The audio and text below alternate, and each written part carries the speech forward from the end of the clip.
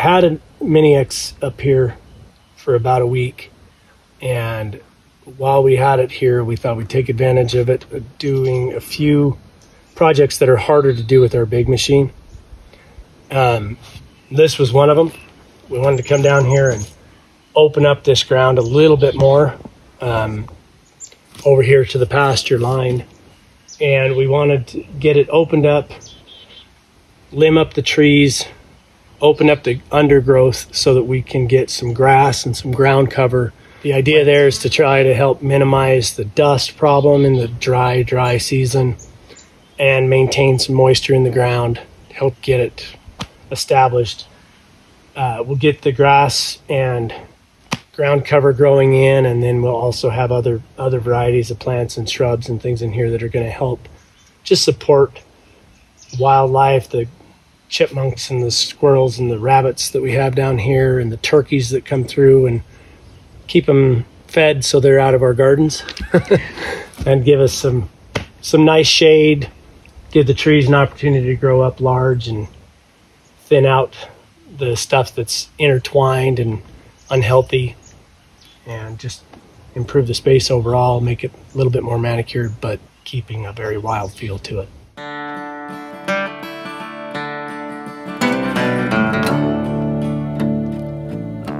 Come all you young rounders, and a story I'll tell of the promise of heaven and the warning of hell. Take heed where you ramble, or too soon you will go. Way up on the hillside where the new flowers grow. Over the last couple of years, we've kind of worked out a process when it comes to opening overgrowth and clearing up that brush. We tend to go through and do a quick walkthrough, and then as we clear it, we pull the roots so that we don't have sucker shoots coming back up later, and we pull everything out in a big pile, and then we go through that pile with the chainsaw, cut the limbs and cut the root balls off of there, and section the main trunks into about 8-foot lengths. And anything that's about 2 to 3 inches or bigger in diameter, we'll cut up into those lengths, pile them into a big heap to dry out for use of firewood. Everything else, the root balls and the limbs, will have a scrap pile that we burn off that stuff later. Well, the folks called it wrong, but hell, it seemed alright. In the sun-painted picture, and the day turned to night.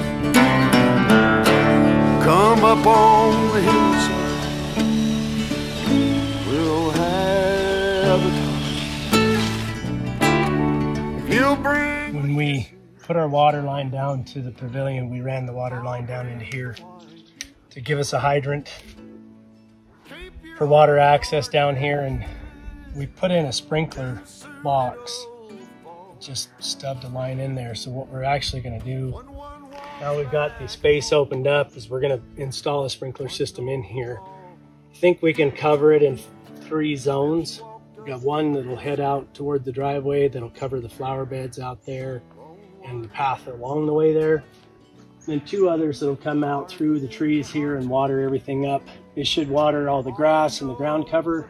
And then all the shrubs that we're going to put in, there's various types of berries and flowering shrubs that we plan to put in. Some of the more wild and old world berries, like currants and gooseberries. We've got a few varieties of each of those that we're going to put out here. Some honeyberries.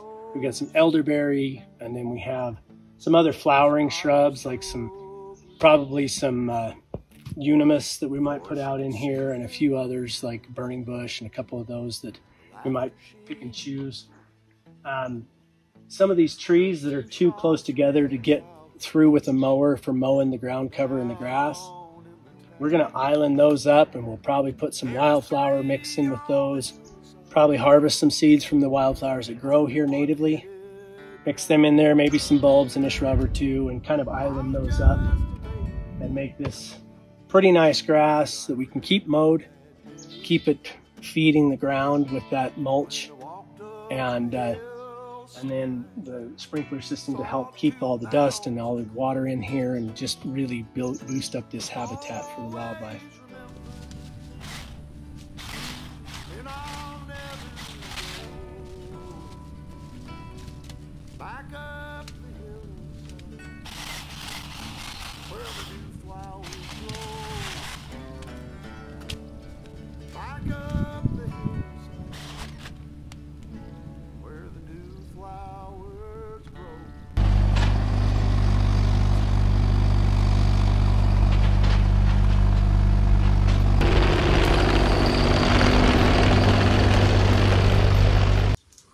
So from our pig pen coming down, we needed a fence line.